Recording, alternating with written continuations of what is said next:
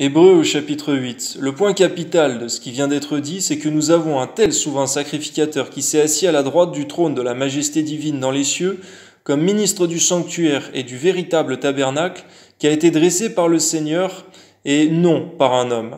Tout souverain sacrificateur est établi pour présenter des offrandes et des sacrifices, d'où il est nécessaire que celui-ci ait aussi quelque chose à présenter.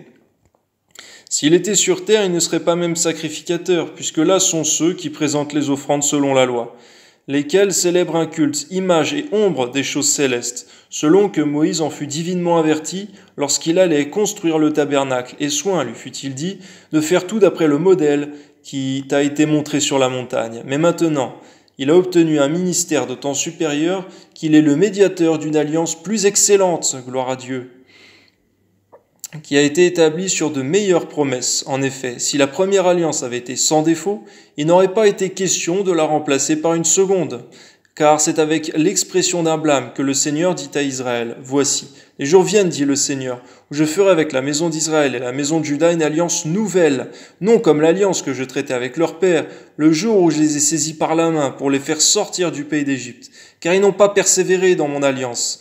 Et moi aussi je ne me suis pas soucié d'eux, dit le Seigneur. Mais voici l'alliance que je ferai avec la maison d'Israël. Ces jours-là, dit le Seigneur, je mettrai mes lois dans leur esprit, je les écrirai dans leur cœur, et je serai leur Dieu. Ils seront mon peuple. Aucun n'enseignera plus son concitoyen, ni aucun son frère en disant « Connais le Seigneur », car tous me connaîtront, depuis le plus petit jusqu'au plus grand d'entre eux, parce que je pardonnerai leurs iniquités et que je ne me souviendrai plus de leurs péchés. Alléluia. En disant une alliance nouvelle, il a déclaré la première ancienne. Or, ce qui est ancien, ce qui a vieilli, est près de disparaître.